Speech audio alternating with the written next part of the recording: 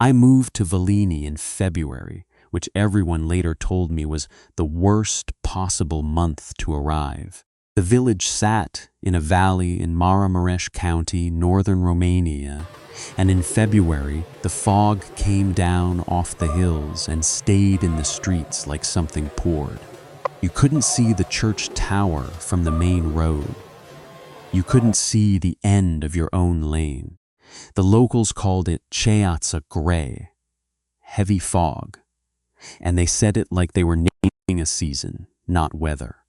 I was there because my wife's grandmother had died in October and left us the house. Not left us, left my wife, Cosmina. But Cosmina hadn't been back to Velini since she was 11 and had no interest in returning.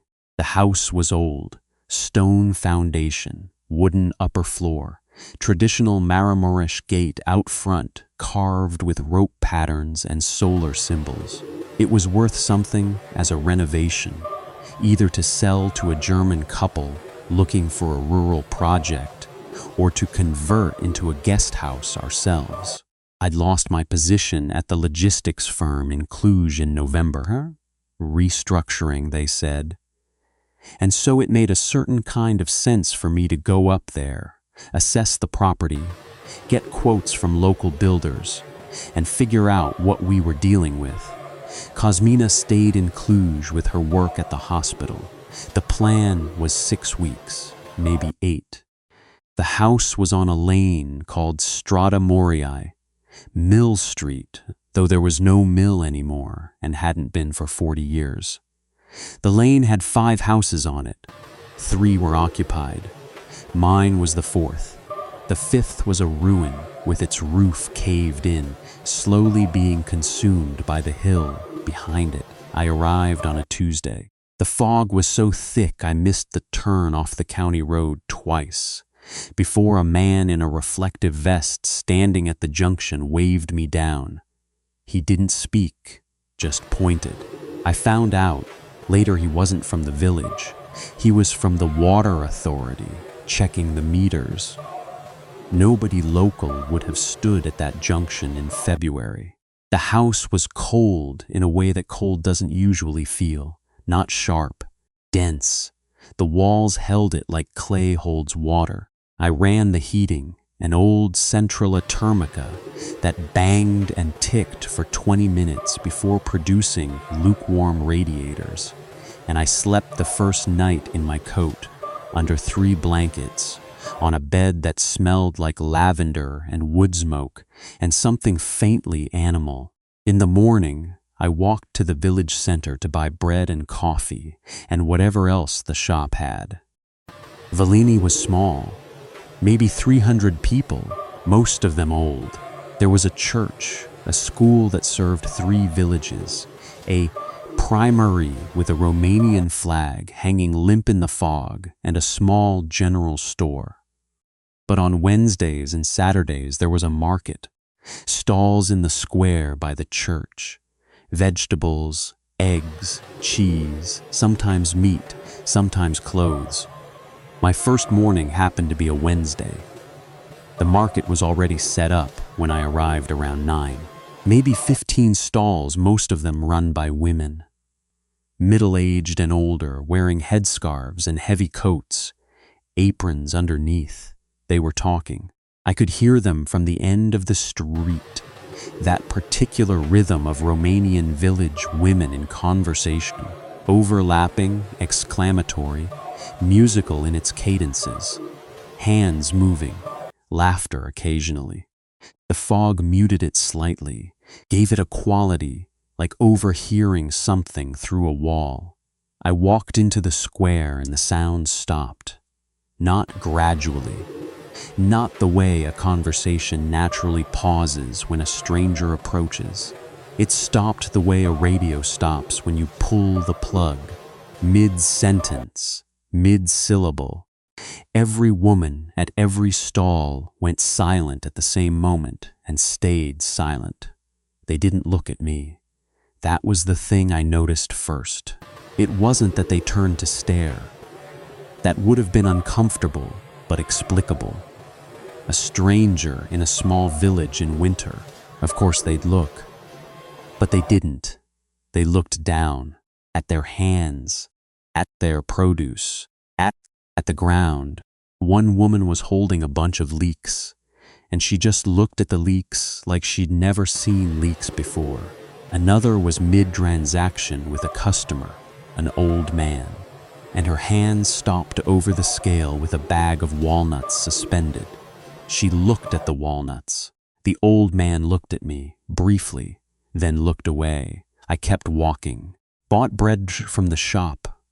The shop was separate from the market, run by a man named George, who was friendly enough, though quiet.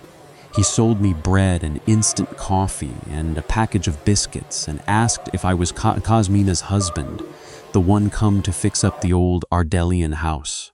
I said yes. He nodded. He didn't say anything else. When I walked back through the market, the silence was still there. I could feel it, a pressure along my skin, like the silence was a thing being held collectively, requiring effort. As soon as I turned the corner onto Strada Mori, I heard the voices resume. The same rhythm, the same overlapping music, as if nothing had interrupted it. I told Cosmina about it that night on the phone. She laughed. "They're village women," she said. "They don't trust outsiders. You're a man from the city. Give them a month. Bring them plum brandy." I thought she was probably right. I'd lived in Cluj my whole life, but I'd spent time in villages. Cosmina's family was from here, after all. Even if she'd urbanized herself completely, village people were cautious, suspicious of outsiders, especially in Maramaresh, which had been isolated for centuries, where the valleys were their own small worlds. A strange man in winter was something to watch carefully. I told myself this and believed it. I spent Thursday and Friday inside the house, assessing damage. The roof needed work. Several tiles cracked, one beam in the attic soft with damp. The bathroom was from the 1970s and essentially non-functional. The kitchen was dark but structurally sound. The cellar was dry, which was good. I took photographs and measurements and sent them to a builder in Sihé Marmachier, who Cosmina's uncle had recommended. On Saturday, I went back to the market. The same thing happened, exactly the same. I turned the corner into the square and the sound stopped. All of it at once, like a conductor lowering a baton. The women at their stalls looked down, looked at their hands, looked away.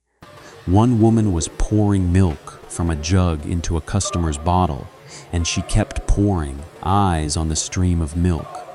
But her mouth, which had been moving, stopped. The customer, another woman, also stopped speaking. They stood there in silence, pouring milk, receiving milk, not looking at each other, not looking at me. I bought apples from one of the stalls. The woman weighed them without speaking. I said, "Mulțumesc, thank you," and she nodded, her lips pressed together. Her eyes stayed on the scale. I paid. She took the money, made change, placed it in my palm without touching my hand. Not with revulsion, with a kind of precision, a careful, practiced not touching. I walked home. The voices started behind me. That night, I didn't call Cosmina. I sat in the kitchen with the radiator ticking and the fog pressing against the windows like something solid, and I thought about it. I thought about the simultaneity of it. That was what unsettled me. Not that they stopped talking, but that they stopped at the same instant, before I was close enough for any individual to have seen me and chosen to stop.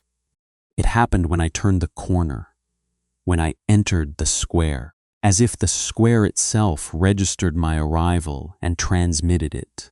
I told myself that was ridiculous. Someone at the edge of the market could see the corner. Someone saw me and signaled. A nudge, a look. Village gossip networks are fast. You're being paranoid, I told myself. You're unemployed and alone in a house that smells like someone else's dead grandmother, and you're making patterns out of nothing. On Sunday, I went to the church, not because I was religious.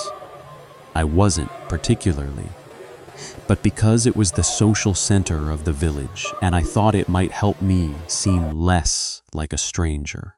The church was orthodox, old, wooden inside, with painted icons, dark with candle soot. The service was in Romanian with some church Slavonic. The priest was young, surprisingly young, maybe 30, with a beard that looked too large for his face. The congregation was mostly women. During the service, nobody treated me unusually. I stood at the back. A few people glanced. The priest nodded once in acknowledgement. The women sang the responses together, those droning harmonies particular to village churches. After the service, people filed out. I stood in the churchyard. A few men shook my hand, introduced themselves, welcomed me, asked about the house. Normal, fine. The women walked past me in groups and did not speak. Not to each other, not to me. They walked with their eyes forward or down, and their mouths closed, and they moved with a kind of coordinated purpose. Not rushed, not frightened, just purposeful. Like women leaving a workplace at the end of a shift. They dispersed toward their homes, and I stood in the churchyard with the young priest, who offered me coffee. We sat in his office, a small room attached to the church, and he told me his name was Father Cyprian, and that he'd been assigned here years ago from a parish in Bistrița. He was friendly, talkative. He told me about the village, its history, the families. He said the winters were hard, and the young people had all left Germany, mostly, or Bucharest, and that the old people who remained were set in their ways. They're good people, he said, but they have their customs, their rhythms. You'll find them warm once they know you. I asked if the women at the market were always so quiet. He paused. His coffee cup stopped halfway to his mouth, then completed the journey. He sipped. He set it down. They talk among themselves, he said. They're very social. It's a close community. They stop talking when I walk past. You're new, he said. They'll adjust. All of them at once. He looked at me then, directly. His eyes were dark, and he had a way of tilting his head slightly that made him look like he was evaluating the seriousness of what you'd said. Give it time, he said. Would you like more coffee? I didn't push it. I drank my coffee. I walked home in the fog. The following Wednesday, I went to the market again. This time I tried something. I approached from a different direction, not from Strada Morae to the south, but from the road above the church to the north, which brought me into the square from behind the war memorial. I walked quietly.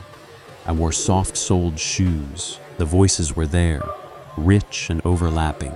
I could hear a woman telling a story, something about her nephew, and a car, the details lost in dialect, and others laughing. I came around the memorial, into the square, and the sound stopped. Every stall, every woman, instant. I was not visible from the south corner. I had not come from the direction they'd have expected me. I was wearing dark clothing. The fog was thick. I was perhaps 15 meters from the nearest stall when I emerged from behind the memorial, and I swear, the silence preceded me by a half-second. The sound cut out just before I cleared the stone, as if they knew I was there before I was visible. as if the square knew. I bought eggs. The woman at the egg stall wrapped them in newspaper without looking at me. Her hands were steady, but I noticed something, a small thing, maybe nothing. Her lips were moving, very slightly, not speaking, not whispering, just moving, like someone praying silently or counting. I looked at the next stall. That woman's lips were also moving, tiny movements, subvocal. Every woman at every stall, lips barely moving in silence, not looking at me, hands busy with their goods. I left quickly. That night I called Kosmina and asked her about her grandmother. What was she like? What did the village think of her? She was a typical village woman, Kosmina said. Strong, quiet. She made the best zakuska in 3 counties. Why did she get along with the other women in the village? As far as I know, I was 11, Andre. I remember she smelled like wood smoke, and she let me eat as many gogosi as I wanted, and she sang to me. I don't remember village politics. Why didn't your mother ever come back? A pause, longer than comfortable. She and Bunica had a disagreement, Kosmina said. I don't know what about. Mama never talked about it. A serious one? She never came back. So, did she ever say anything about the other women in the village? The way they, Andre. Are you okay up there? You sound strange. I'm fine. It's just quiet. I'm not used to it. Come home for the weekend. You don't have to stay up there continuously. The builder's coming Monday. I need to be here. We talked about other things. She told me about work, about a difficult surgery, about our neighbor's dog that kept barking at 3 in the morning. Normal things, warm things, I held on to them like rope. The builder came Monday. His name was Marin, and he was a big man from Seahate with a crew of 3 younger men. He walked through the house, knocked on walls, sucked at the roof, frowned at the bathroom. He gave me a quote that was higher than I'd hoped, but lower than I'd feared. He said he could start in 2 weeks if the materials came through. Before he left, I offered him a beer. We sat on the porch. The fog had lifted slightly, and you could see to the end of the lane, a small miracle. You know this village? I asked. I've worked here before, a couple years ago. We pointed the foundation on a house near the school. What do you make of the people? He looked at me sideways. What do you mean?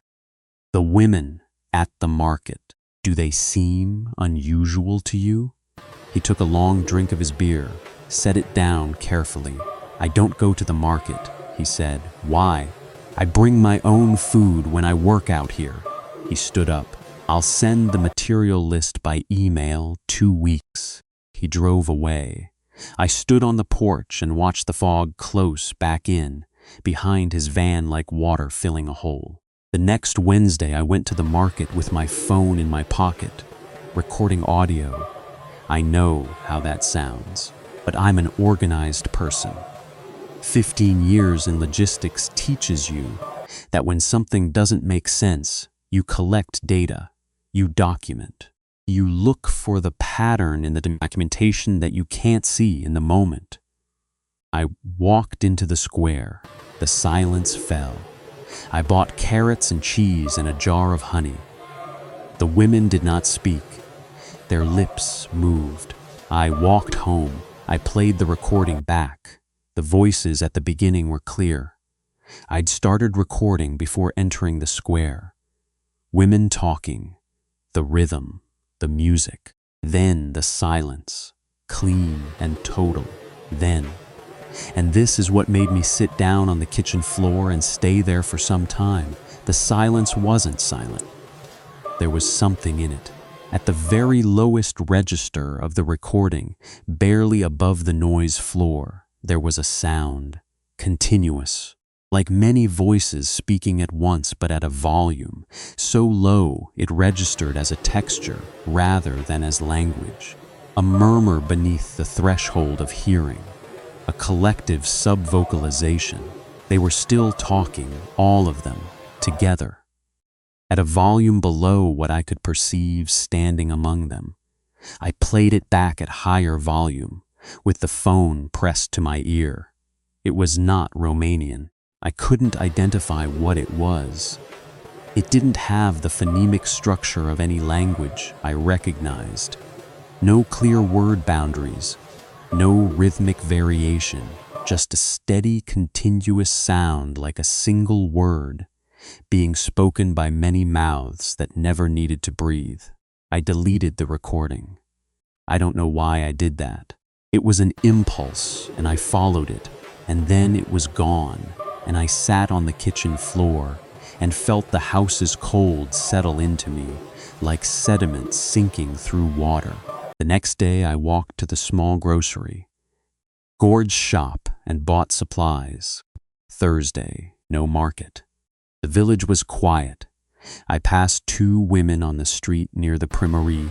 They were talking to each other. When they saw me, they stopped, same as before. Eyes down, lips pressed. But one of them, the younger of the two, maybe 50, looked at me. Just for a moment, just a flash, and her expression was not hostility. It was not suspicion. It was something I can only describe as apology. Like she was sorry, like she wanted me to understand something she couldn't say. Then her companion touched her arm, lightly, just fingertips to the inside of the elbow. And the younger woman looked away, and they walked past me in silence, and the silence followed them until they turned a corner, and I heard, faintly, the murmur resume. That night, I couldn't sleep. The heating system banged and ticked. The fog was so thick against the window it looked like the glass had been replaced with gray felt. I lay in the bed that smelled like lavender and wood smoke, and I thought about Cosmina's mother, about the disagreement, about the fact that she never came back. On Friday morning I walked to the church and knocked on Father Cyprian's office door. He welcomed me in. Coffee again. We sat. "I need to ask you something directly," I said, "and I need you not to tell me to give it time." He nodded, waited. "Why do the women stop talking when I'm near?" "It's not personal," he said. "I know it's not personal. It's every woman in the village simultaneously. That's what makes it not personal, and also what makes it very concerning." He rubbed his beard. He looked at the wall behind me, an icon of the Theotokos, dark-eyed, gold-hallowed. "There are customs here," he said, "that predate the church, that predate Christianity in this valley. The church has always accommodated certain practices. Officially, we don't acknowledge them. Unofficially," he spread his hands, "what practices? I've been here 2 years. I'm from Bistrica. I'm an outsider too, in their eyes. There are things the women do among themselves that they don't explain to outsiders, including me, including the village men, to a degree. The men accept it. They were raised with it. He searched for a word. "Inherited. What is it?" "I don't know," he said, and I believed him. I could see it in his face. A priest who had arrived young and eager in a parish that kept its most essential thing locked away from him. They speak among themselves. When an outsider is present, any outsider, any man not born here, they observe a practice of silence, or something they call silence. "Something they call silence," I repeated. "I've heard things," he said quietly, "late at night, walking past the houses, when they think no one is outside.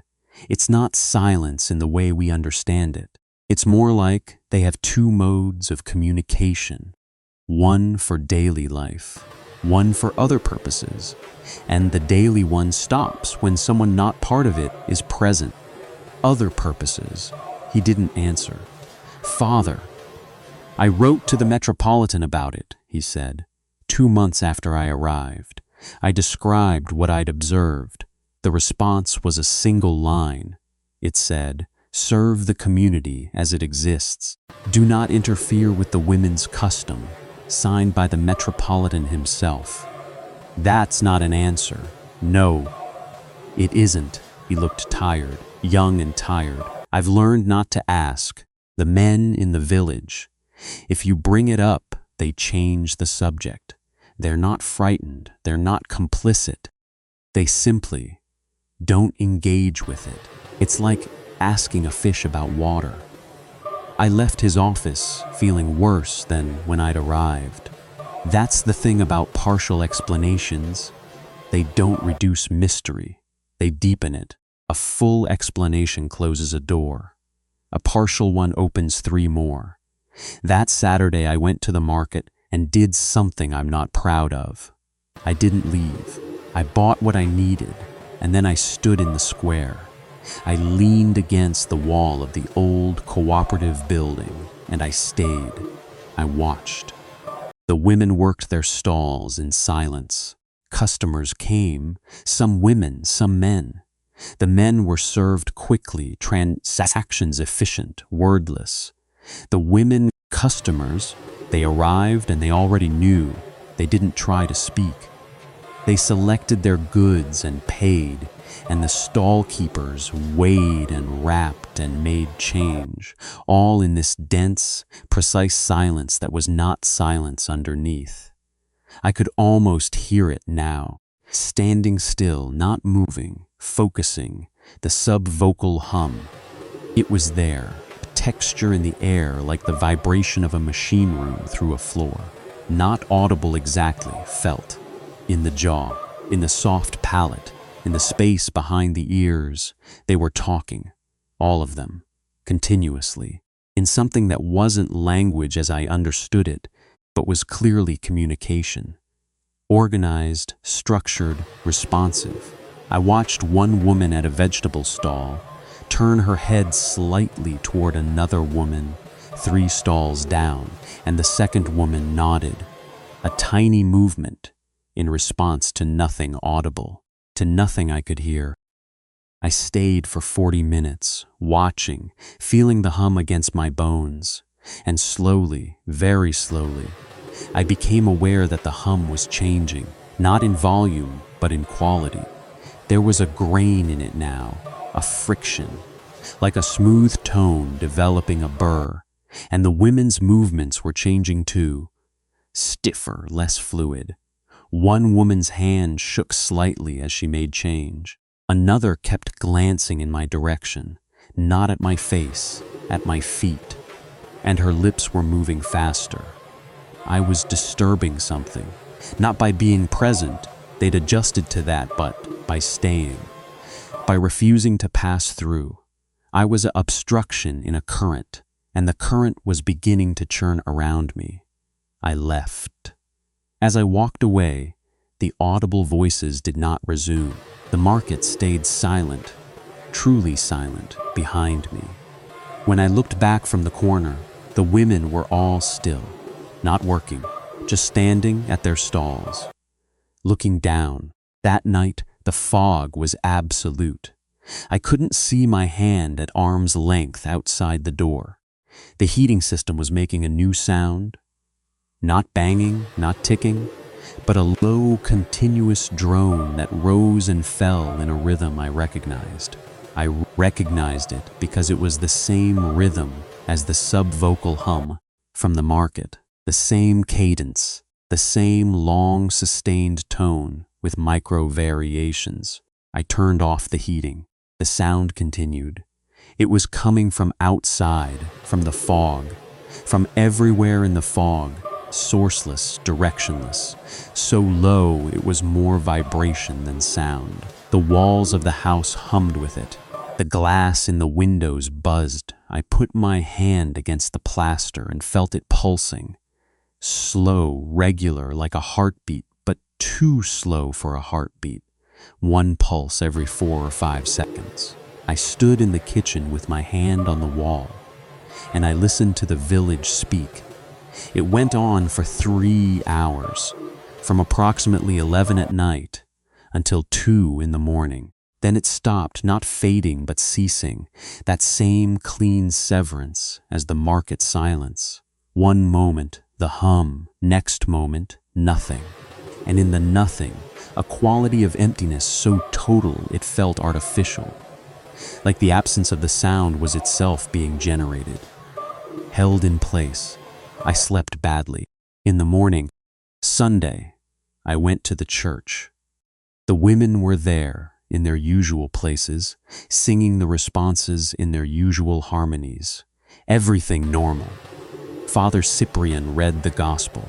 The candles flickered. The icons watched from the walls with their flat, dark eyes. After the service, I stood in the churchyard as before. The men shook my hand. One, an older man named Vasil, who lived on the lane behind mine, asked how the house was coming along. I told him about the builder, the timeline. He nodded. He said if I needed firewood, he had extra. He was kind, he was normal. I watched the women leave. They filed past in their groups, silent, eyes forward. But this time, one of them, a very old woman, small and bent, stopped near me. She didn't look at me. She stopped as if to adjust her shoe, bending slightly, and as she bent, she spoke, in Romanian, in a voice so quiet I almost didn't catch it. "Du-te acasă," she said. "Go home." Then she straightened and walked on, and the group of women absorbed her, and they moved away together like a single organism, dispersing into its constituent parts.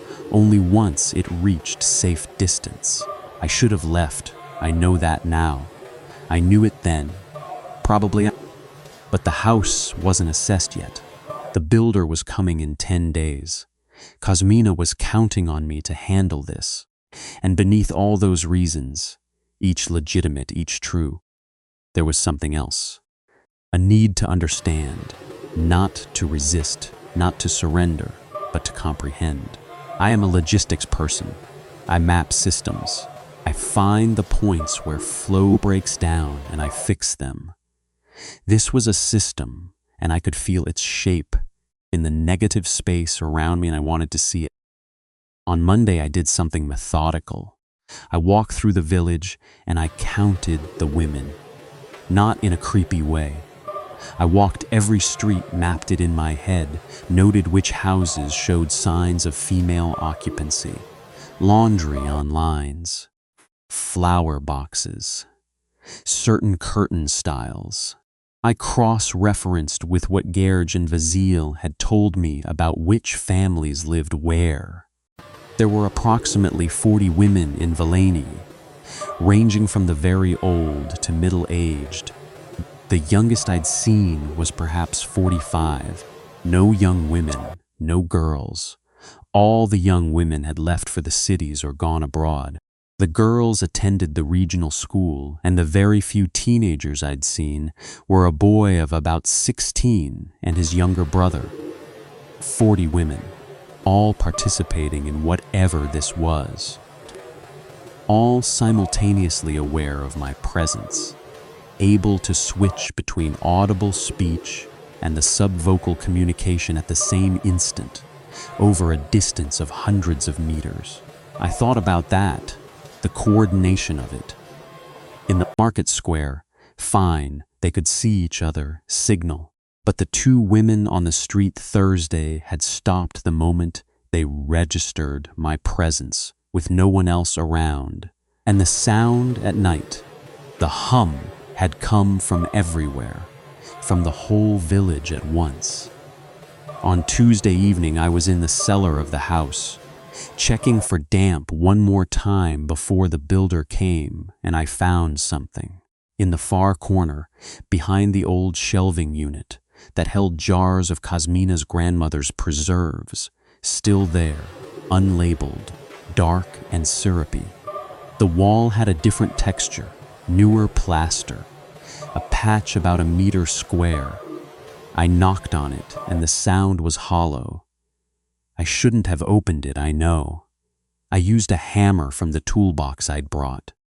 The plaster was thin, maybe 2 centimeters, and behind it was a niche.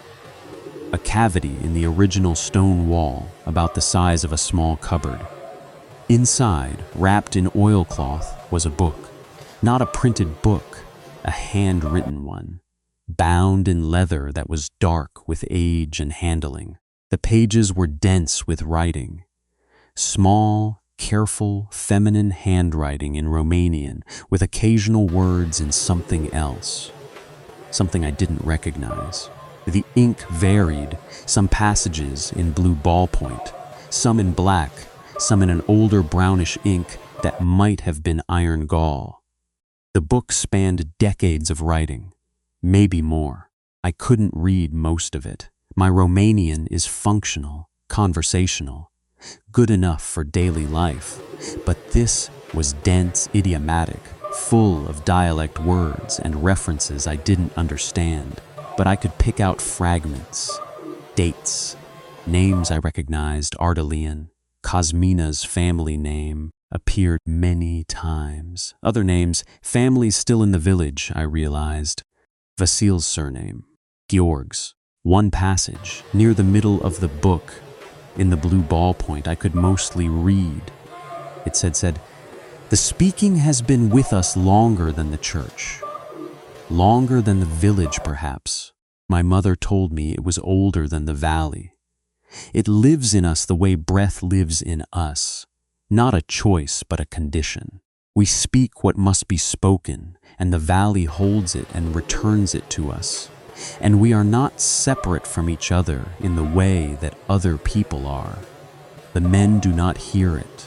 The outsiders do not hear it. If they heard it, they would be inside it, and to be inside it, without being born to it is." The sentence didn't finish. The next line was in the unfamiliar script, and then the handwriting changed. A different person, a different decade, and I lost the thread.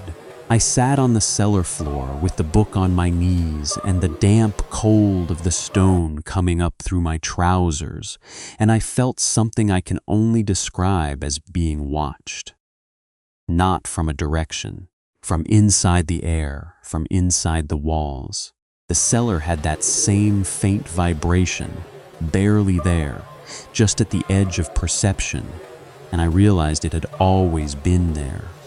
Every moment I'd been in this house, I'd been attributing it to the heating system. But the heating system was off now, and had been off for hours, and the vibration was steady and patient. I wrapped the book back in its oilcloth. I put it back in the niche. I did not replaster the wall, but I pushed the shelf back in front of it. I went upstairs. I sat in the kitchen. The vibration was there too. In the floor, in the table under my palms, in the water in my glass. I set a glass of water on the table and watched the surface. A faint concentric pattern of rings, so small they were almost invisible, pulsing at that same slow rhythm. One every 4 or 5 seconds. I called Cosmina. "I want to come home this weekend," I said. "Of course. Drive down Friday? I'll make something. Can you ask your mother something for me?" A pause. "What?" "Ask her about the disagreement with Bunica. Ask her what it was about specifically." Pause. "Andre, what's going on?" "I just want to know. The house, I'm finding things, old things. I want to understand the family history. What things?" I didn't tell her about the book. "I don't know why," I said.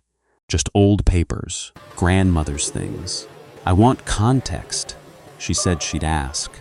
She sounded uncertain. We said goodnight, Wednesday, market day. I didn't go. I stayed in the house.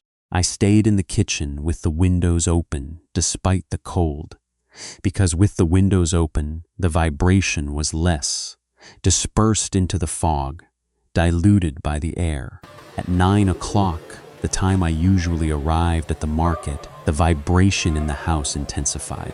Not dramatically, just noticeably. The water in my glass rippled more visibly. The window frames buzzed, and there was something else, a pressure in my ears. Like descending in an airplane, a fullness. My jaw ached with it. At 9:15 it eased, returned to its baseline hum. I understood then. They had been waiting for me. They expected me at the market on Wednesdays and Saturdays. My routine had been observed and incorporated. And when I didn't appear, they noticed. They reached out to notice. The intensification was them. All 40 of them, speaking together in that subvocal register, directing attention at my house, at me. Not threatening, not hostile, just noticing my absence. Like a body noticing a splinter, locating the foreign object. On Thursday, I walked to Garrett's shop. He was stacking canned goods on a shelf when I came in. We talked about nothing. Weather, the builder's timeline, a football match. Then I said, Gorg, the women in this village, the way they communicate. He didn't stop stacking. His hands kept moving, can after can, labels forward. What about them? You know what I'm talking about. I don't know what you're talking about. The silence, the humming, the way they all stop at once. He set down the last can. He turned to face me. His expression was calm, closed, utterly unremarkable. I don't know what you're talking about, he said again. Same words, same intonation, not angry, not defensive, just flat, like a door painted to look like a wall. I bought what I needed and left. As I walked past the window of the shop, I glanced back. He was on the phone, watching me through the glass. He looked away when I looked back. Friday morning, I packed a bag and drove to Cluj. The moment I turned onto the county road, the moment Volhynie dropped away behind me into the fog, I felt the vibration stop. Like stepping out of a room with a machine running. The silence was clean and genuine. My jaw relaxed, my teeth unclenched. I hadn't realized I'd been clenching them for days. In Cluj, everything was normal. Kosmina, our apartment, the noise of the city, traffic, construction, music from the cafe downstairs. I slept deeply for the first time in weeks. No hum, no vibration, no sense of being located. On Saturday morning over coffee, I asked Kosmina about her mother. I called her, Kosmina said. I asked about the disagreement with Bunica, and she didn't want to talk about it. She got quiet. Then she said, Kosmina frowned. She said Bunica tried to teach her something when she was 16, and she refused and she left and never went back. Teach her what? She wouldn't say. She said it wasn't a thing that could be described in words. She said, and this was strange, she said it wasn't really a thing you teach. It was a thing you either accept or refuse, and she refused, and that was that. Accept or refuse. That's what she said. Then she started crying and said she didn't want to talk about it anymore, and I didn't push. Andre, you're scaring me. What is happening up there? I told her some of it. Not all. I told her about the silence, the simultaneous stopping, the hum at night. I didn't tell her about the recording I deleted. I didn't tell her about the book in the cellar. I don't know why I held those back. Maybe I was protecting her.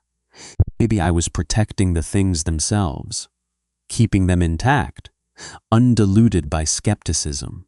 She listened. She didn't laugh this time. Don't go back, she said. The builder. I'll call Marin. He can manage without you there. We'll sell the house as is, take whatever we can get. Kosmina. Don't go back, Andre. I looked at her. She was afraid. Not of what I'd described. I could see that. She was afraid of something older, something her mother's tears had told her, or something she'd always known in the way children know the things their parents won't say. Something from being 11 years old in that village, surrounded by those women, hearing or feeling, something she'd filed away under childhood imagination and never examined again. "What do you remember?" I asked, "from being there as a child, really?" She shook her head. "I don't want to talk about this. Kazmina, I remember." She stopped. Her hand was on her coffee cup, and I watched her fingers tighten. "I remember Bunica used to sing to me at night. But it wasn't singing exactly. She would hum, and the walls would hum with her. And I felt like the whole house was alive and breathing, and I wasn't scared. I felt held. I felt like I was inside something that was aware of me and I was safe." She looked at me with wet eyes, and then we left, and I never felt that again. And I never wanted to feel it again because, she swallowed. Because I knew even then, even at 11, I knew it wasn't supposed to feel like that. Nothing is supposed to feel like that. I held her hand across the table. The cafe downstairs played something with an accordion. The city moved around us, indifferent and blessed and normal. I went back on Monday. I had told her I wouldn't. I had agreed. Sellers let Marin handle the renovation unsupervised. I'd take the loss, walk away. And then Monday morning, while she was at work, I got in the car and drove north, and I don't know how to explain why, except that the vibration had started again. In Cluj, in our apartment, faint. So faint I might have imagined it, but there, in the pipes, in the walls, at 4 a.m, when I pressed my palm flat to the bedroom wall while Kazmina slept. And the passage in the book, "To be inside it without being born to it is what?" I needed the end of that sentence. I arrived in Veleni at dusk. The fog had thinned slightly. You could see shapes, the outlines of buildings, the dark smear of the hills above. I parked in front of the house on Strada Mori and sat in the car for a moment. Every light in the lane was on. All 3 occupied houses had their windows lit, and the light spilled out into the lane, golden and warm. And I could see shapes moving inside. Women. In the house directly across from mine, a woman stood at her window looking out. Looking at my car. At me, her mouth was moving. I got out of the car. The vibration was immediate, stronger than before I'd left, not gradual. Not building. Full strength from the moment my feet touched the ground. The air itself was thick with it, tactile against my skin. And now I could hear it clearly without straining. Not loud, but present, undeniable. A continuous chord of many voices speaking in unison at a frequency that lived at the bottom of hearing, where sound becomes physical sensation. The woman across the lane raised her hand, not waving, a flat palm facing me, a gesture I couldn't read, greeting, warning, benediction. She held it there for 3 seconds, then drew her curtain closed. I went inside. The house was cold. The heating system kicked on with its banging and ticking, but beneath it the other sound was constant. I didn't unpack. I went down to the cellar. The book was gone. The niche was still there. I'd pushed the shelf back but not replastered. And the oilcloth was still there, folded neatly. But the book was gone. I stood looking at the empty oilcloth, and I felt, this is difficult to describe, I felt acknowledged. Specifically that. Not threatened, not warned, acknowledged. As if my finding the book had been observed and evaluated and a decision had been made. Not yet, or not for him. Or not this way. I went upstairs, I sat in the kitchen. The vibration hummed through the chair, up my spine into the base of my skull. It wasn't unpleasant. It was, in fact, and this is the part that frightens me most to admit, it was almost warm, almost welcoming, the way Kuzmina had described it. Like being inside something alive and aware, like being held. At 10 o'clock there was a knock at my door. I opened it. 3 women stood on my step. I recognized them from the market, the one who sold eggs, the one who sold honey, and between them the very old woman who had told me to go home. They wore their house clothes, no headscarves, wool sweaters, slips despite the cold. They looked at me. All 3, directly for the first time, the old woman spoke. In Romanian, in a normal voice, the first words any of them had spoken to me in 3 weeks of living in their village. You came back, she said. Yes, your wife's grandmother would have been sorry about this. About what? That you had to learn it this way. She wanted Kuzmina to know. She wanted it to pass in the family. But the mother refused and Kuzmina never came. And now you are here instead, and you are the wrong shape for it. The wrong shape. You are not a woman of this valley. You can hear it. We know you can. We feel you hearing it, but you cannot speak it. You are a mouth that cannot form the words. Do you understand? I didn't. And I did. What happens, I said, to someone who can hear it but can't speak it? The 2 younger women looked at each other, a glance with weight. It fills the space where speech should be, the old woman said. It has nowhere to go. In us, it circulates. We give and receive, always moving. In you, it will pool. It will collect. It will become. She paused, chose her word carefully. Heavy. Heavy. Go home, she said. The same words as in the churchyard, but different now, softer, sadder. Sell this house to a man from far away who will not stay. Do not come back. And do not.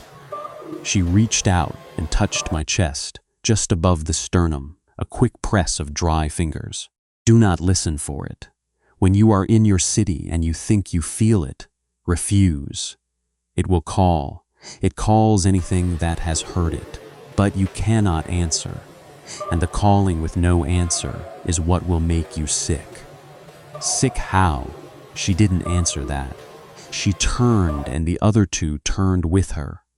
And they walked down the lane in their slippers and the fog took them after 4 steps. Gone. Just the sound of slippers on wet stone, and then nothing, and then the hum. Rich and full and almost beautiful in the dark. I left the next morning. I didn't wait for the builder. I didn't finish the assessment. I packed my bag and drove south, and the vibration followed me for 30 kilometers, fading slowly like a radio station losing signal as you drive out of range. By the time I hit Dej, it was gone. By Cluj, it was memory. We sold the house. It took 5 months. A Dutch couple bought it, a renovation project, just as we'd predicted. They planned a guest house. I don't know if they're still there. I don't want to know. That was 14 months ago. I am in Cluj. I have a new job, different firm, similar work. Kuzmina and I are fine, normal. We don't talk about Vileni. Her mother doesn't bring it up, and neither do we. But here is what I haven't told Kuzmina. Here is what I can't tell her, because telling her would make it real in a way I'm not prepared for. The vibration didn't stop. It's faint, incredibly faint. Some days I can't feel it at all, and I think it's gone. I think I imagine the whole thing, or that distance, has finally attenuated it past the point of perception. And then I'll be lying in bed at 2 in the morning and I'll feel it. That slow pulse, one every 4 or 5 seconds, in the wall against my palm, in the mattress, in Kosmina's breathing, which sometimes syncs with it in her sleep, her exhales falling into its rhythm like they remember something her waking mind has chosen to forget. And the old woman was right. It is getting heavy. That's the only word for it. There is a heaviness in my chest that has nothing to do with my lungs or my heart, a density behind the sternum where she touched me, a pooling, like water collecting in a low place with no drain. It doesn't hurt. It presses. It sits. It accumulates. Last week I was on the phone with a client talking through a shipment manifest, and mid-sentence my mouth stopped working. Not a stammer, not a pause. My jaw was moving, and no sound was coming out, and I could feel something behind my teeth. Not words, not language. Something that wanted to be shaped and pushed outward but couldn't find the form it needed. My mouth wasn't the right shape for it. 3 seconds, maybe 4. Then it released and I was speaking Romanian again, mid-sentence, and the client hadn't noticed or was too polite to mention the gap. It's happening more often. These moments of blockage, of the wrong sound trying to form in the wrong throat, of something pooling behind my silence that has nowhere to go. The old woman said I couldn't speak it. She said I was the wrong shape. But here is what I think about at 2 in the morning with my palm against the wall and Kosmina breathing in that rhythm beside me. What if the shape is changing? What if being the wrong shape is not a permanent condition but a temporary one? Like a river wearing a new channel through rock, and the pooling, the heaviness, the pressure behind my sternum is not accumulation but transformation. What if the silence I carry is not an absence of speech, but a language learning how to use me? And what I think about after that, what keeps me awake? What lives behind my teeth in the dark? What if it already has? What if I've been speaking it without knowing? What if the moments my mouth stops working aren't blockages but transmissions? Things going out that I cannot perceive because I'm the mouth and not the ear? What if somewhere in this city, in this apartment, the walls have been humming back and I've been too much inside it to notice the way you don't notice the sound of your own blood? Kosmina breathes in rhythm with something. The pipes vibrate at 2 in the morning. The downstairs cafe closed last month, no reason given, and the new tenant hasn't moved in and the space sits empty. And I swear, when I press my ear to our floor, I can hear something in that emptiness. Not silence, something being spoken in silence's shape. And I don't know if it's following me, or if I'm bringing it with me, or if those are even different things anymore. And the old woman was wrong. You don't need to be born to it. You don't need to be a woman of the valley. You just need to listen long enough, and the listening becomes the speaking. And the speaking fills every silence you ever enter. And the people around you won't know why. They stop talking when you walk into a room, but they will. They will stop. They will look away. They will feel the pressure in their jaws and not know why.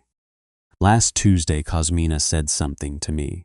She said it casually, over dinner like a passing observation. She said, "Have you noticed? The women at the piazza have gotten so quiet lately." I asked her what she meant. The market by the hospital. I go there on lunch breaks sometimes. For fruit, the women at the stalls, they used to be so loud, so chatty. But the last few weeks when I walk through, they just stop. They look at their hands. It's the strangest thing. She laughed. I did not.